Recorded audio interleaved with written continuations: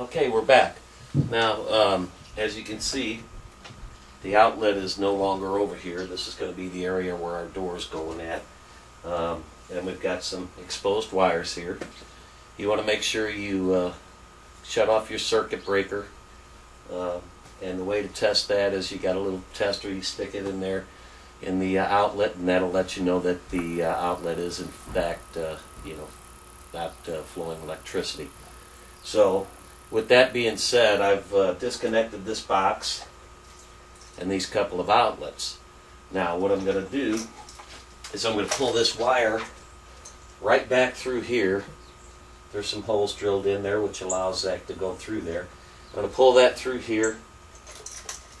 I'm going to mount this box right onto here, and we're going to put these outlets back here so we haven't lost any outlets. All we're doing is moving it. And then once I get that done, I'm going to cut these studs out all the way down past the base plate and up and around and cut that siding out. Now I don't know if we'll get that done today because we've got some rain around here. But anyway, we'll get this electrical work done. Once I frame that door in, then we'll go up above and we'll run some Romex wire. You want to get a 12-2 with ground, and we'll run that up and over the door and then down inside of one of these cavities and back over to here where I'm actually going to mount that box at.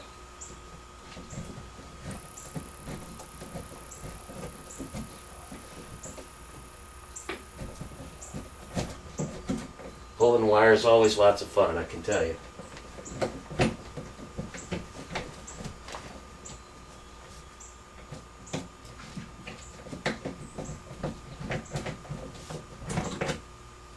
Okay, we got that done, and next I'm going to mount this back up, put it right on here.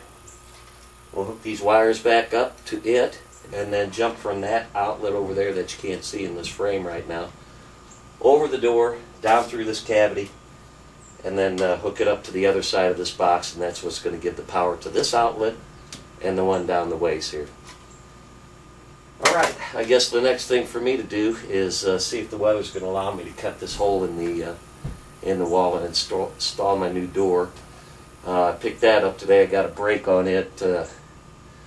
I needed a 6-inch jamb, so I thought I was just going to have to get a regular 3 9/16 jamb and do a jamb extension, but actually somebody ordered one that I guess wasn't what they wanted, but it was perfect for what we're looking for here. So anyway, I better get to it.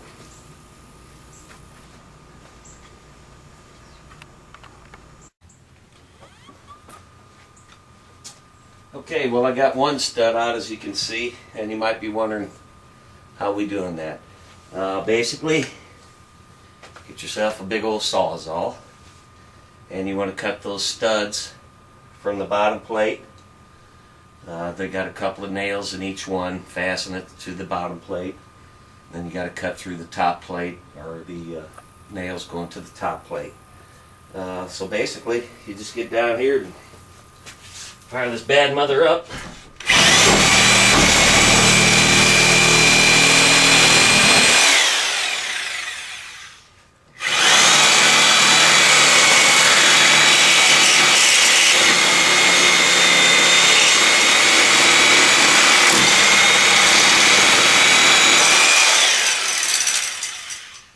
Okay, now the bottoms of these are loose. I'll do the same thing at the top, and then basically I'm just going to have to get in here with a good old-fashioned pry bar and hammer and then pry these studs away from that siding. Now they're in there pretty good with some spiral nails, so this takes a little while.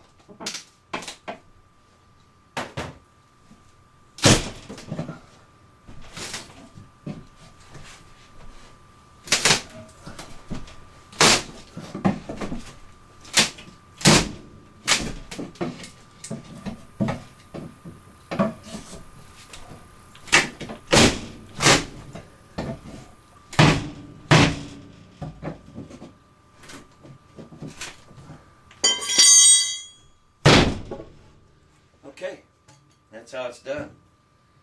Nothing real fancy. We'll do that to this one here. And then we'll cut the top plate for these studs out. And we'll fashion our door opening. How easy is that, huh?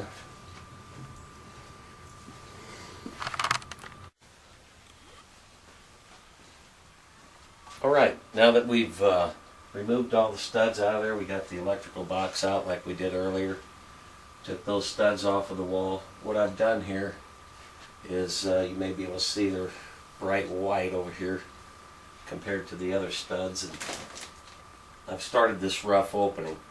And we got a couple of members over here. You want 2 on each side. One that carries the top and the other 2 connect into the top plate. And I've got one that I've cut and put into place over here. Now you may notice up here, you might not be able to see this, but believe me, it's true. Up here I've got this hug tight to this other stud. And as we come down towards the bottom, well, you start losing your line of sight because of the door.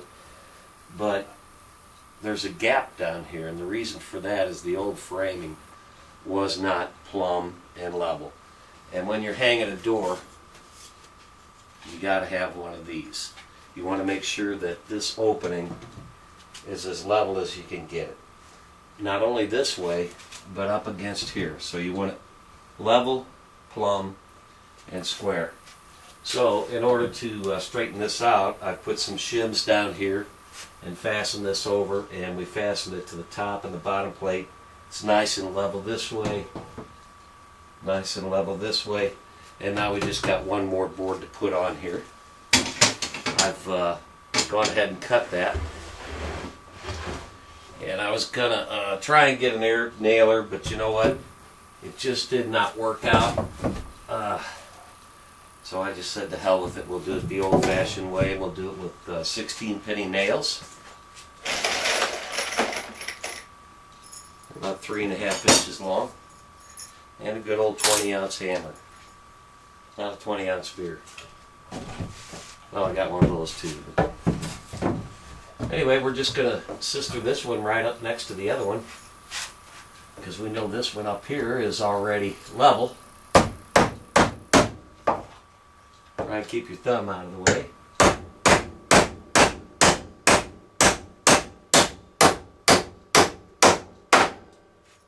Okay. Now we're going to pull this out level at the bottom.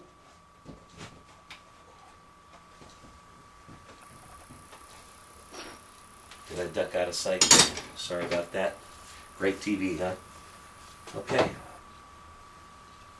And we're still level this way. I want to check this level going this way. And I need to pull that out at the bottom just a little bit, so I'm going to maybe disappear here for a second. But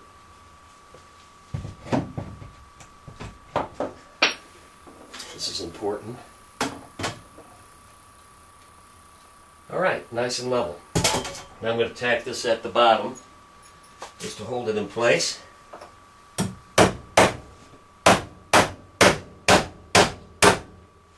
Let's check that again. One more time. Looks good that way. Looks good that way. So we should have a nice, nice square rough opening.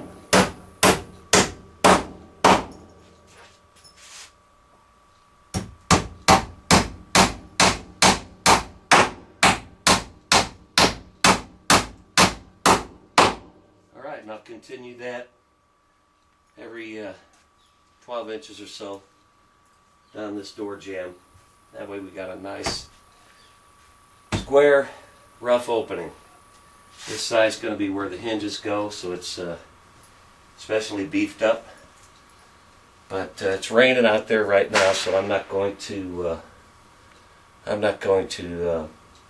cut the hole open just yet, but as soon as it stops raining out there, maybe we'll get around to that.